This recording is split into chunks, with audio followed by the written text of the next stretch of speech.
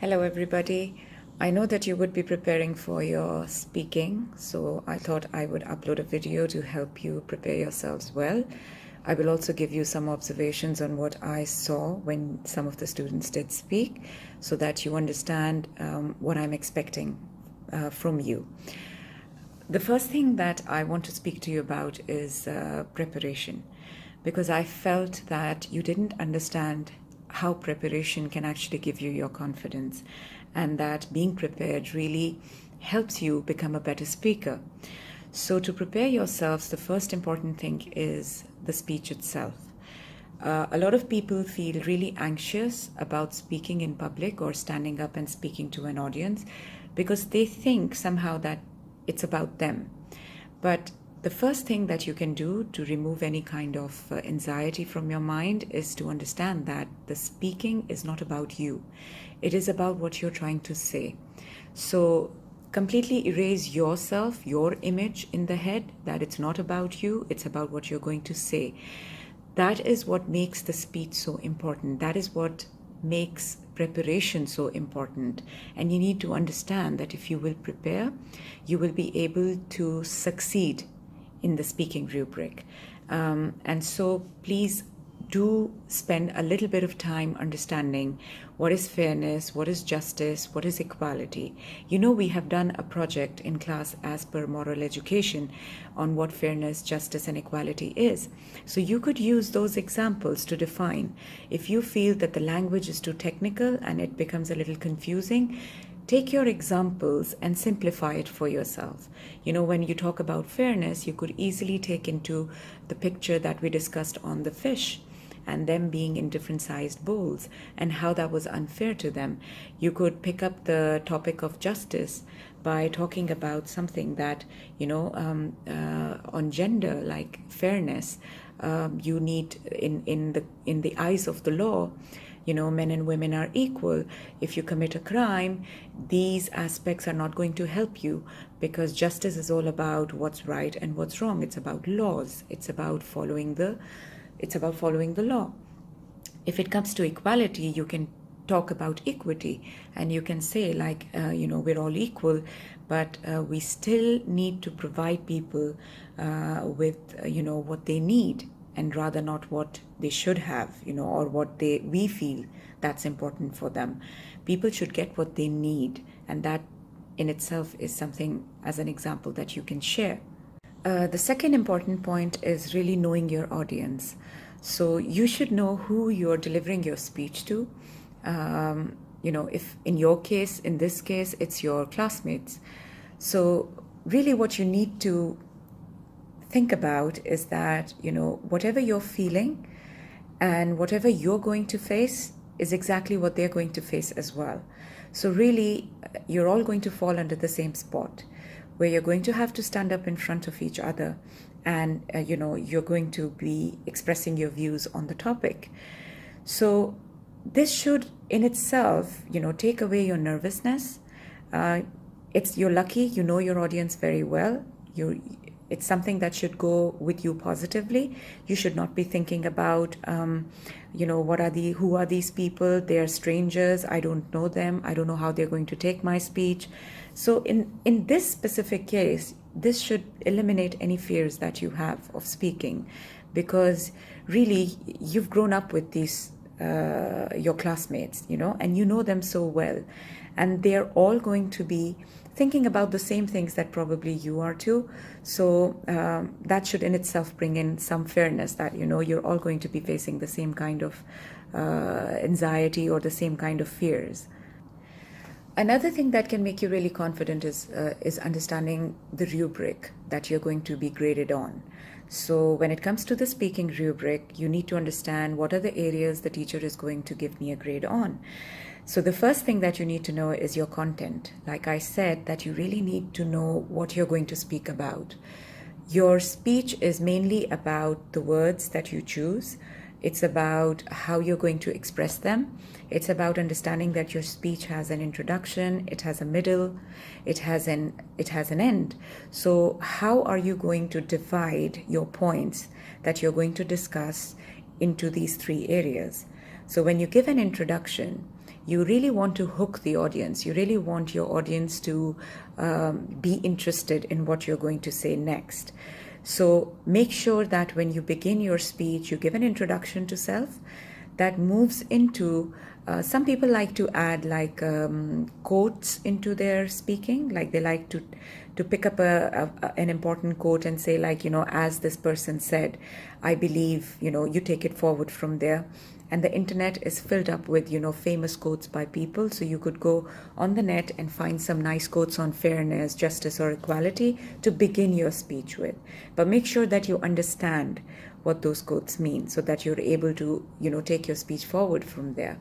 Some people like to use props. So if you have a poster, if you have created a picture, if you brought in, some people like to use PowerPoint. They like to have these slides that they can refer to because it gives them a visual, it gives them confidence in how they want to express themselves. So that's one way of opening your speech as well. Make sure that, there is clarity in what you're trying to say. Don't confuse two things. Don't pick up two topics or two similar concepts and, introduce them together. Make sure that you introduce justice separately from, equality and fairness. Or you could take fairness and equality to define what justice is. You have to keep your content very clear. It has to be relevant.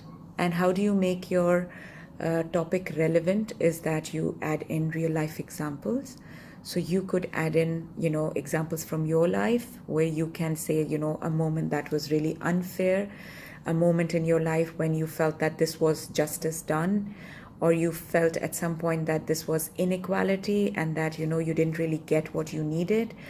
You can create this to even movies and pictures and storybooks that you've read. So, you could take a simple example like Cinderella and you could say, like, do you think it was fair? How did Cinderella feel when the invitation to the ball came and, she was left out? That wasn't fair.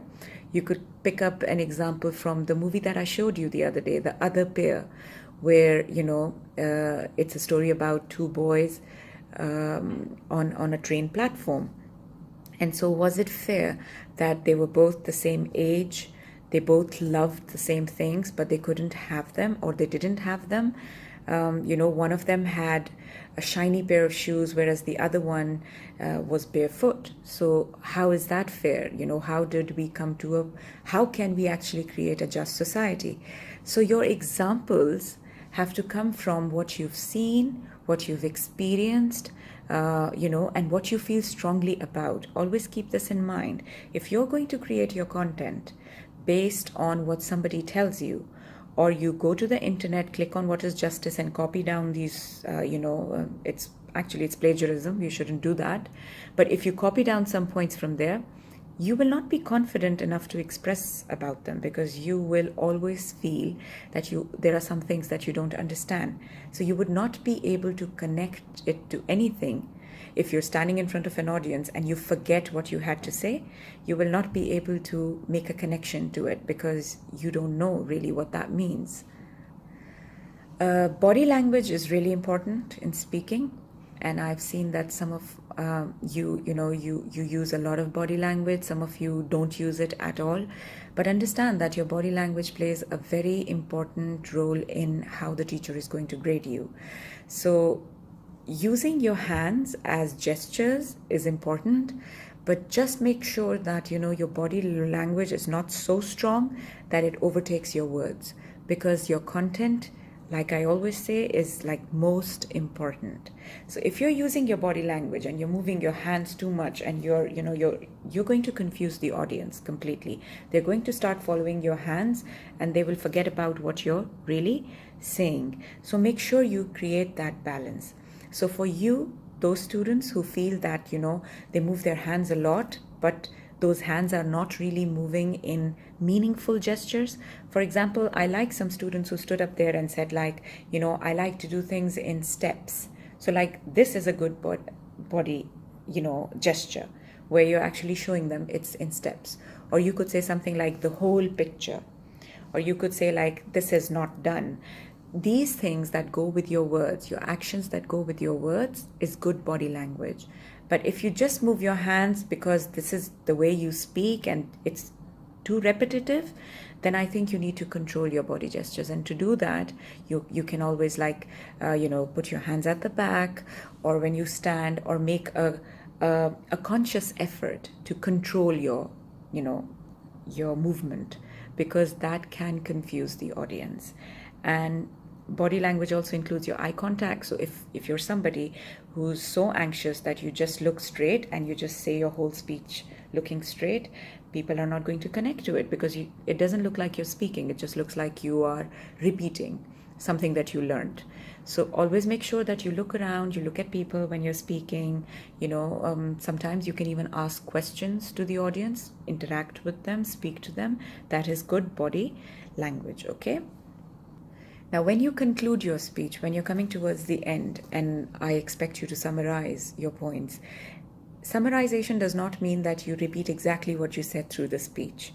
That is not summarization. Summarization is putting all the points together and, under one umbrella, you can say, and just covering the whole topic in a more concise manner. So, for example, you spoke about what equality is, what justice is, what fairness is. In the end, you could summarize it by saying that, we live in a world, again, you give it a real life connection, where we see war, we see poverty, we see, lack of education, we see illiteracy, we see that, as people, we need to really get together. As people, you need to leave your audience with a thinking point, okay? You need to leave your audience with a point that you feel, make them feel that it's their responsibility, and they really need to think about how they're going to make a difference to the world.